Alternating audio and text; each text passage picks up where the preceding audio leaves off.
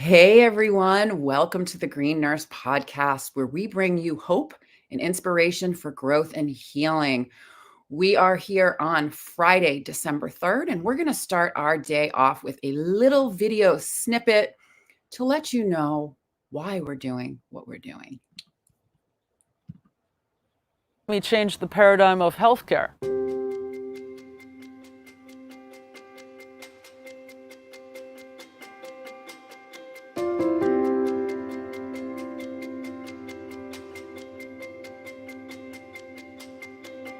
The Green Nurse is a holistic cannabis nurse that teaches on the endocannabinoid system and the safe utilization of cannabis and other progressive tools to help people reach a better quality of life. I'm the founder of Holistic Caring.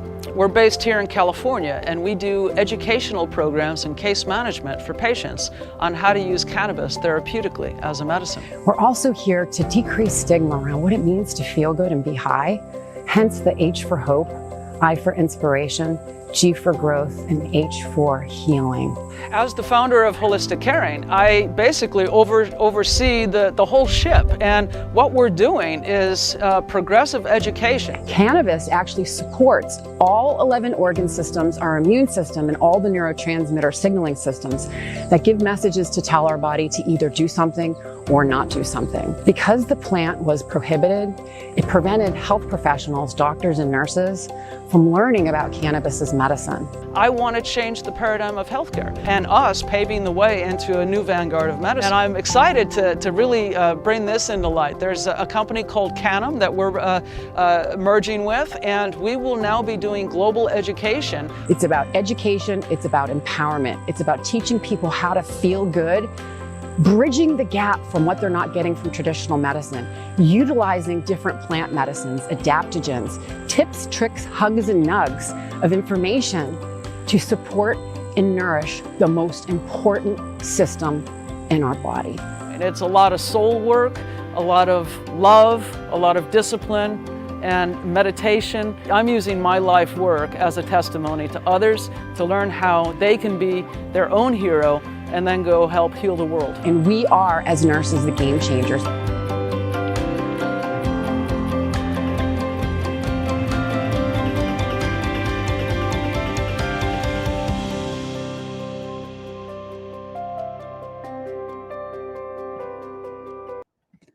There you go. Growing your health, growing in cannabis, cannabinoid therapeutics. Welcome, welcome, everyone. Carey Lee, you're my girl. Green Nurse, Iowa, Carey Lee. So for the new viewers, before we hop into the show, because we have a fully packed, happy Fry High Day. Happy Fry High Day. Peace begins with me. All right, Carey Lee, I'm going to pull you up on our big screen here.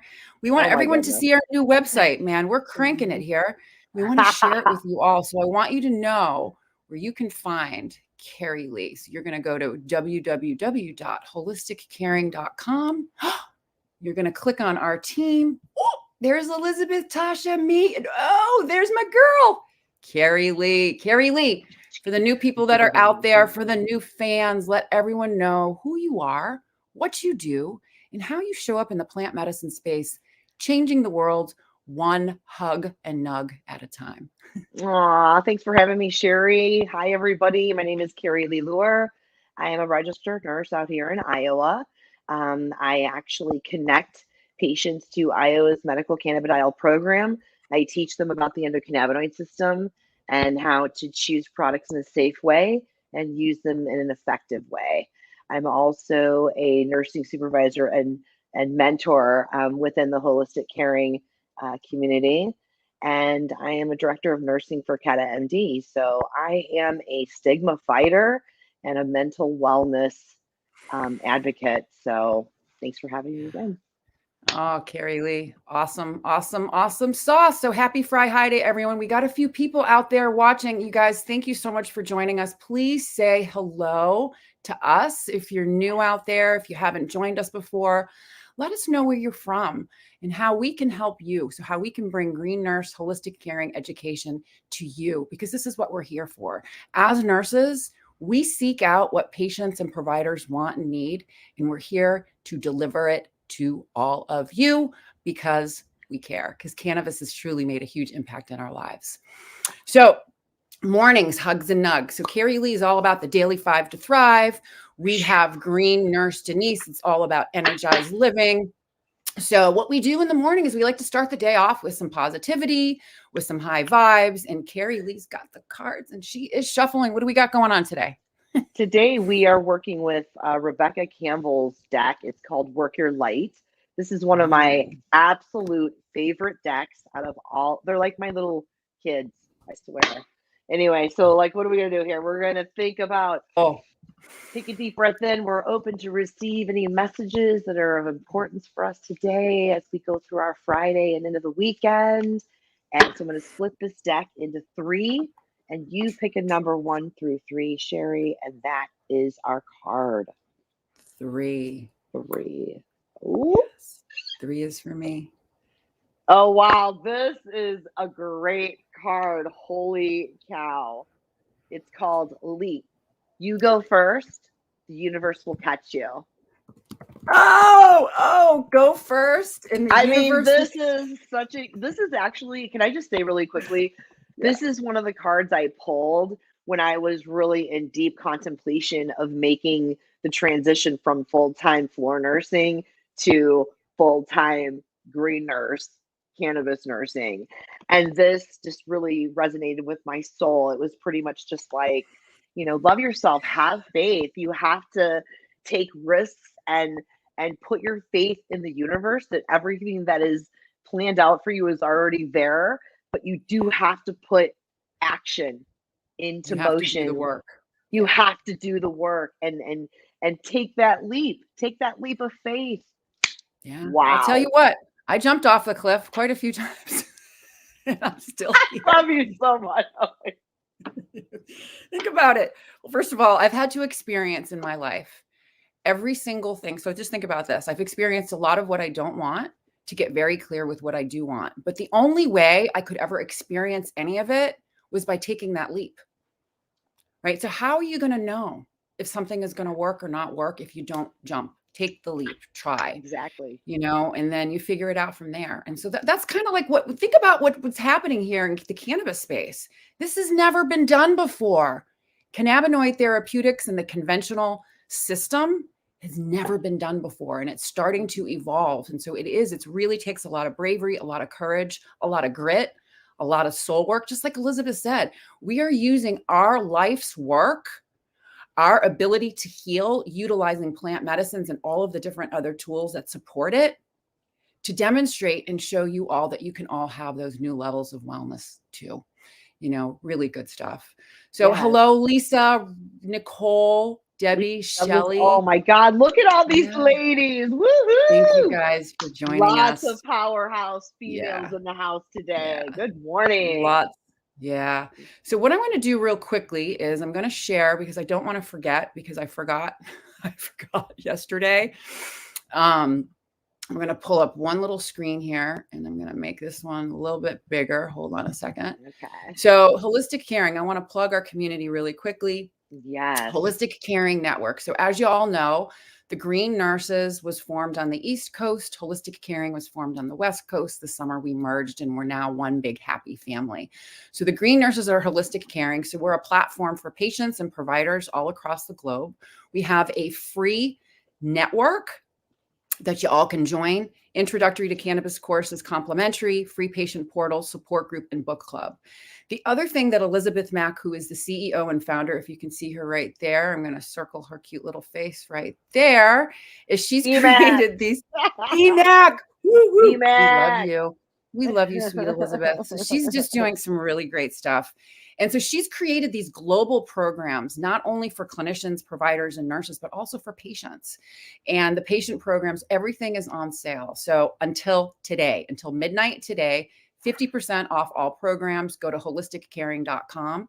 There are programs for professionals, industry professionals, providers, nurses, continuing education credits, and then for patients. And the patient programs are really wonderful. They're condition specific. So autism and cannabis, cancer and cannabis, ADHD and cannabis, migraines and cannabis, autoimmune and cannabis, chronic pain and cannabis. So we have all of these different programs and we're here for you. So I just wanted to plug that sale before I forget. It's part of my job, This is I'd like to chime in and say that this is an impactful and worthy investment in yourself, in your health, and it's going to empower you to not only heal your own self, but you're going to be able to share that love, that wealth of knowledge with others, and that's what it's all about, is spreading the love. So spreading the love, baby. Yes. So let's get into the meat and potatoes of today. So this is a topic I've been wanting to cover for a while. But part of it is because I've just been a little too chicken, because some of it's a little personal, and it's also because it's a condition that isn't talked about, number one. And number two, people don't talk about it. And number three, it's not that common, except for that it's something that I have worked through. So what we're going to talk about is, I call it Fun Fact Friday. The topic is agoraphobia. We're going to talk a little bit about what agoraphobia is, what the symptoms are, and how it might show up, and how cannabis can help. So agoraphobia is an anxiety disorder that develops after one or more panic attacks. So it's defined as having fear of places and situations that may cause panic, helplessness, or embarrassment. And the symptoms include fear and avoidance of places and situations that may cause those feelings of panic, feelings of entrapment, helplessness, or embarrassment. So people that suffer from this condition have a fear of both anticipated and actual situations or places, such as being in enclosed or open spaces, being in a crowd, using public transportation, such as a bus, subway, or plane, standing in line, being in public places. So to be clinically diagnosed with agoraphobia, you need to have intense anxiety or fear of two agoraphobic situations, such as those that are listed above. You also need to display avoidance behaviors related to those situations. So around 0.9% of adults in the United States have agoraphobia, according to the National Institute of Mental Health. Agoraphobia is affected more in females, 3.4% females. Males is 1.4%, and that's of that 0.9%. So females suffer from agoraphobia more than males. And nearly 41% of agoraphobia cases are thought to be severe. So agoraphobia can be extremely disabling in the more severe cases. And just like there's a spectrum of, you have autism spectrum, it's the same thing. There's agoraphobic spectrum of the severity of symptoms, and this can change over time. So do you have up your handy dandy little notes there? I do. We're going to go. What do we got for history? We got some agoraphobia history. We're going to take a little trip down history lane here. And so as early as 1871, Carl Friedrich Otto Westphal, he's a German psychiatrist. He introduced the term describing his observations of people living with panic sensations, with the challenges of the thought of being in public. And did you know that Charles Darwin was one of the earliest noteworthy people known to have agoraphobia? Very interesting. Two types. Panic disorder with agoraphobia, and agoraphobia without a history of panic disorder. Interesting. Yeah, I know. And so, the thing that's interesting too is this diagnosis also increases people's chances of developing another anxiety disorder. Because you think about it, right? The anxiety, it just perpetuates. Other phobias such as social phobia, post-traumatic stress disorder related to anxiety, panic disorder, and also substance abuse. So here it is, the mental effects of agoraphobia. So individuals who go through panic attacks might change how they function or behave in the workplace, school, or at home. They might avoid situations that might potentially trigger the panic attacks, and they might become depressed. So there was a study, in a study with 60 patients that had panic disorder with agoraphobia. The researchers were trying to determine the occurrence and severity of the depressive and anxiety symptoms. Of these patients, 68% had concurrent or past major depressive episodes. 85% suffered from a major type of depression, and 33% had primary depressive episodes.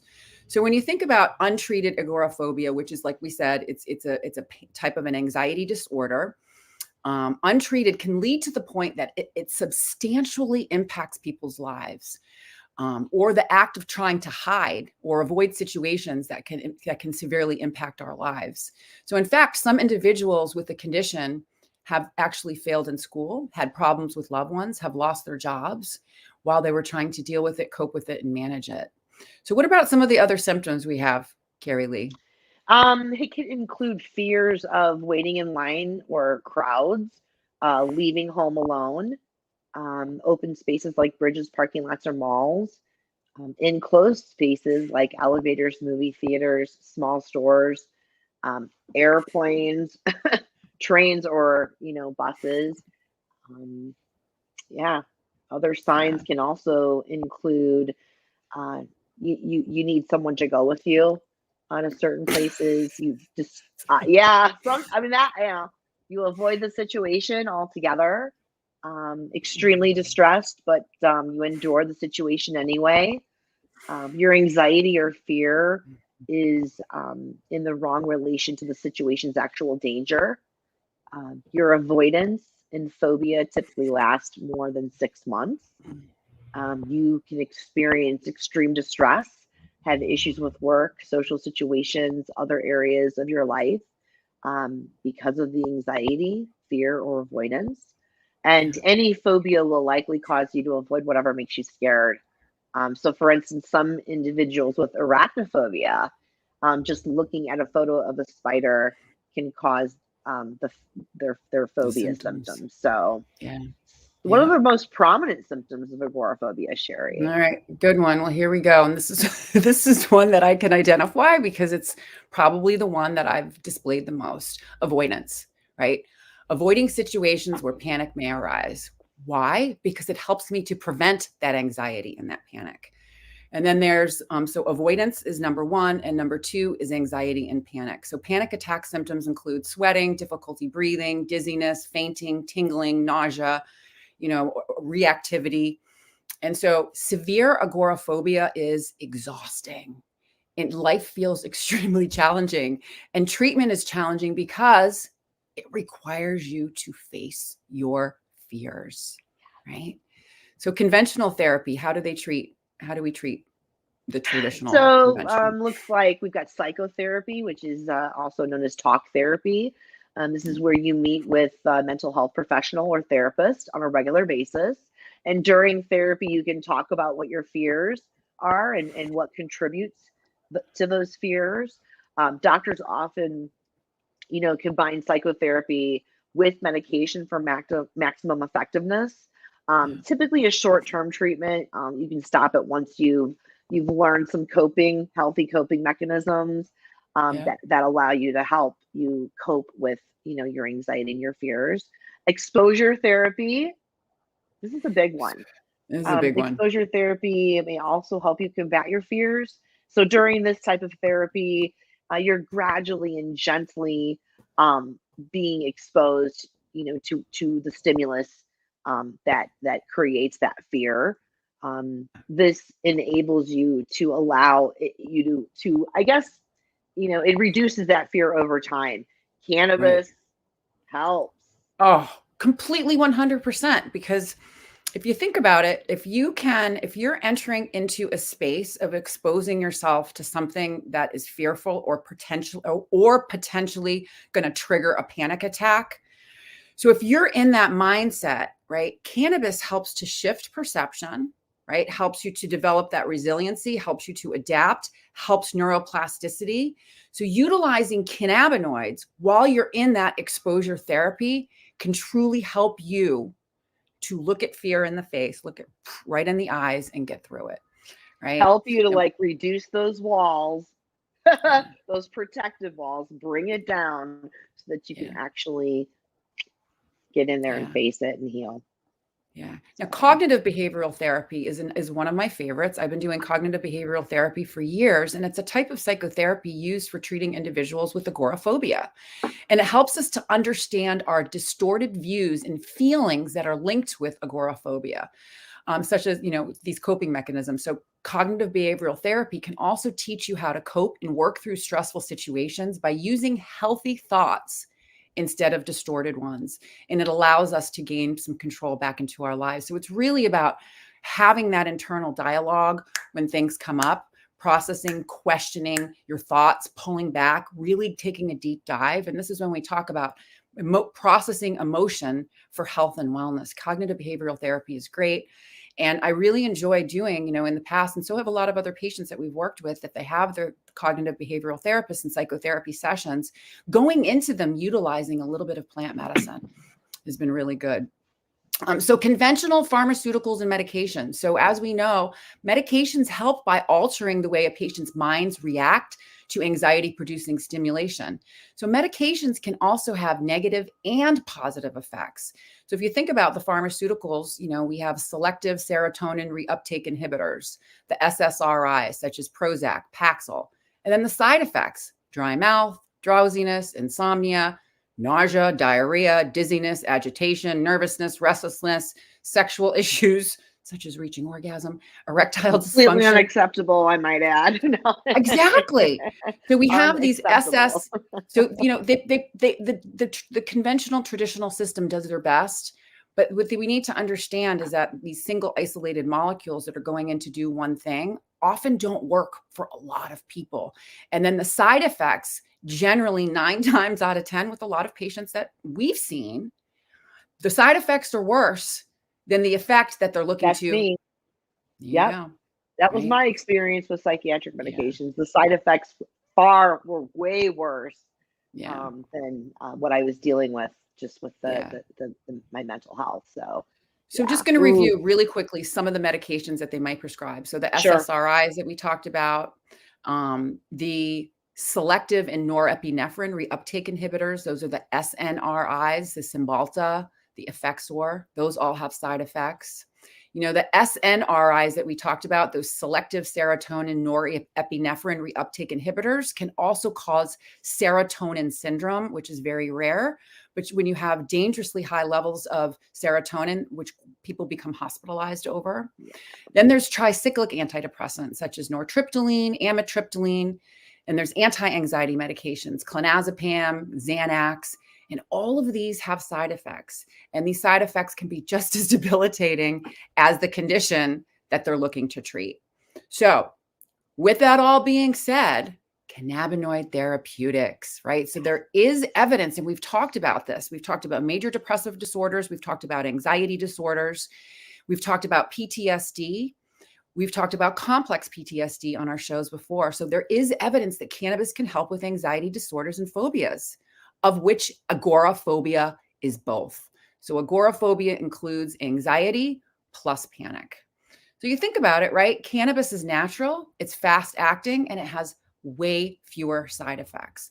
Just need to learn how to make the plant work for you. What about specific cannabinoids we have here? We've got a few here. We've got lower THC and higher CBD products. So, you think about, so I'm a big fan of THC, but when it comes to these disorders of panic, anxiety, intense, what I recommend, and this is personally, and plus what we've seen in the patients that we work with, is lower THC and higher CBD products to reduce stress, to build the resiliency, to relieve anxiety, to eliminate panic, to improve focus, to help us to think more clearly, providing a calming effect, to prevent tension, fatigue, nervousness, and nausea. So lower THC and higher CBD levels can help you be more focused and think more clearly, provides that calming effect. Other positive effects is, the relaxation, the elation, the reversal of thinking, from negative to positive. And the thing is too, sometimes too much THC can also raise your anxiety, can cause you to hyper focus. Right. So we really, really want to make sure that we have enough CBD on board to help control how the THC interacts in our body. So the positive effects, like we said, are elation, relaxation, reversal of thinking from negative to positive, and processing emotion, right? So it helps us, our thought patterns. It helps us to control our thought patterns. A lot of patients experience medicine as control over the symptoms, knowing it can help and is available, and relieve the symptoms in the same way in all areas. You know, it helps to relieve that fear and that panic. Carey Lee, do you have any experience? In agoraphobia? Yeah. Any stories? I don't battle with it year round, but it does rear its ugly head for me. Correlates to my depression. So I totally resonate with everything on this. I mean, I even experienced a little bit of this. Well, not necessarily the agoraphobia, but we're talking about the airplane. Oh my gosh, the closed-in spaces set me off, and yeah, I do absolutely. The next topic here, the best strains of cannabis, Girl Scout cookies is my go-to. There you go. Is my go-to for daytime. I mean, it does not knock me out like, you know, it may for some, but that's because it's really helping to dial in that anxiety and that, you know, fight or flight. Yeah. So when we're looking at indica, sativa, and hybrid, you know, indica is definitely more chill. Sativa is definitely more uplifting. Hybrid somewhere in the middle. But when we're talking about specific strains, the reason why I bring up strains is because it has to do with inhalation for me.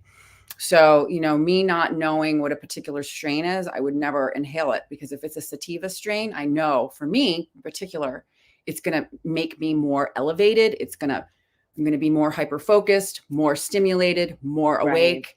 And I don't need to be hyper-focusing on things that are scary, right? And so for the indica and the indica dominant hybrid strains tend to be more calming and relaxing, providing with a whole body chill. So it can work effectively at treating anxiety, panic attacks associated with agoraphobia.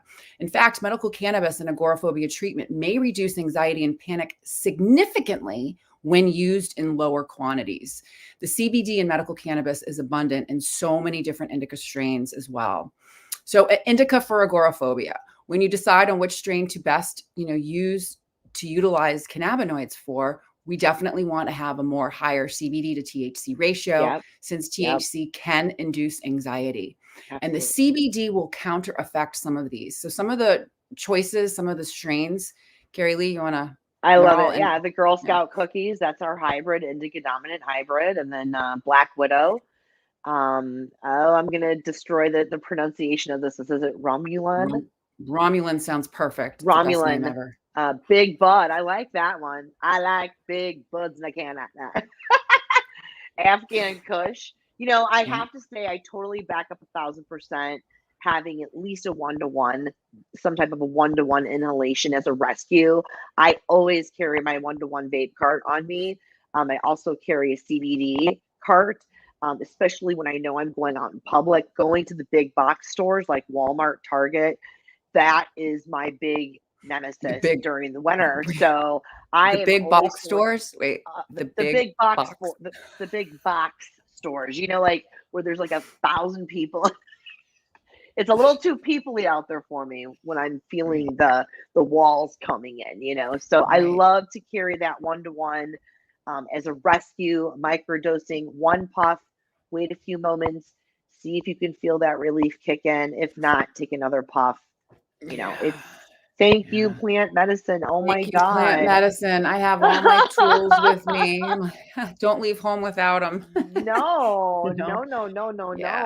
So good stuff. Yeah. Well, the other thing, it is good stuff. And so the other thing too, so we talked about cannabinoid therapeutics and how cannabinoid therapeutics, to get back, is much more than just cannabis. Okay, so we've honed in and we know that cannabis can help with agoraphobia. And I'm going to tell you the reason why we know it works is because it worked for me, and I had a pretty severe case of agoraphobia.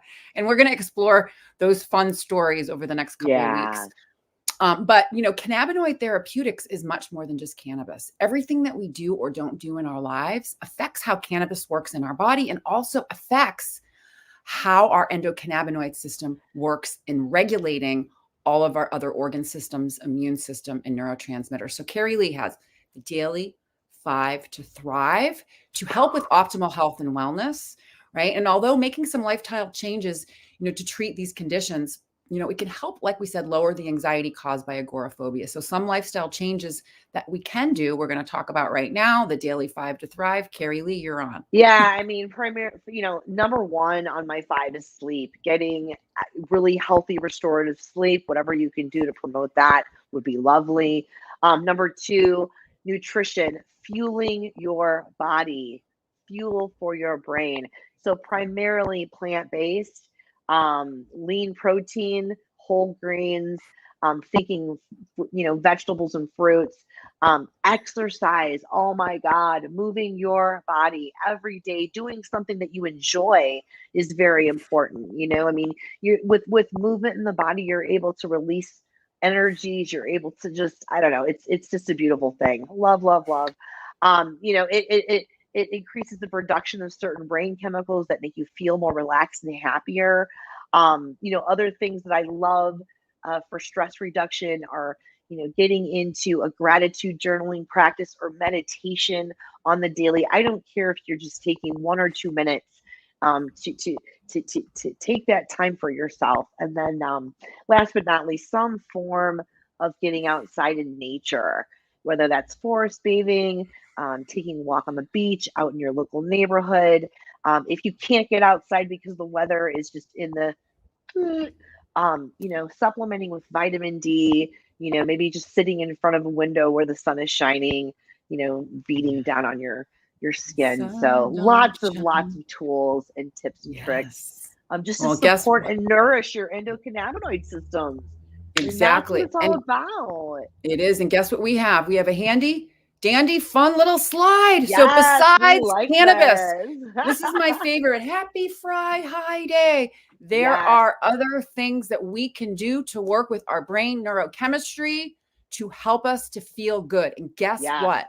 When you pair cannabis with these other activities, completing a task, right? Folding your laundry, doing a self-care activity, working out, going for a walk, doing one of Denise's energized living hangs where you're breathing, eating healthy food, celebrating little wins. I celebrate every single time I get to the grocery store and get home, right? That helps my dopamine. It's a reward.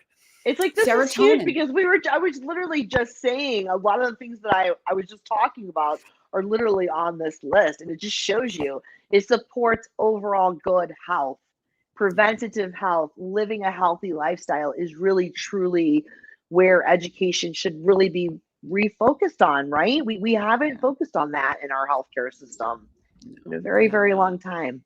So, improving dopamine, serotonin, oxytocin, endorphins. This is a really, really great, it's huge. Really great. Yeah. And so this is also up on our page, so you guys can copy it and share it. It's important. We all deserve to feel good. There's no one more important than you. And we're here to show you and to guide you and to educate you. So make sure you join us, the Green Nurses at Holistic Caring, holisticcaring.com. We love you all. It's Friday, December 3rd. And next week, I'm going to Vegas. Woohoo! So the show times are going to be changing. And, and I'm working through. This is why I decided to do the show on agoraphobia, because lots of major changes are going to be happening in 2022. I'm going to be, doing some moving around and working in different various areas across the country and the globe. And this is important to talk about. So really important stuff, really about taking care of yourself, really doing these things so I can show up and help other people, so they can show up and help other people and help other people and help other people. Peace begins with me. my computer just 100% shut down, and all I have is a green dot. I can see you. You're beautiful. So yeah, so this has been a great Friday. So next week we're going to be on Pacific time. I'm going to be putting up a slide for our shows next week. Monday, I'm taking the day off because I'll be in the air, but Tuesday, Wednesday, Thursday, Friday. Tuesday was Christine Chapman. Wednesday with Carey Lee, Thursday with Nurse Jamie, and Friday with Nurse Denise. And we're going to be on Pacific time scheduling. So everyone, we hope you have it fantastic. Oh, and the other thing too, new moon. So if you're into woo, new moon, pay attention to energy, pay attention, self-care, self-love. Oh, here we go. Spirit speaking again. Oh, yeah. Spirit love speaking it. again. I'm blanking on it. So anyways, everyone that's joined us today, thank you for joining us. Please share this video. Please share the message of the Green Nurses. We are here to educate and empower you. We are here to bring you high vibes, that hope and inspiration for growth and healing. And remember, it is about living your best life and helping others do the same. It sure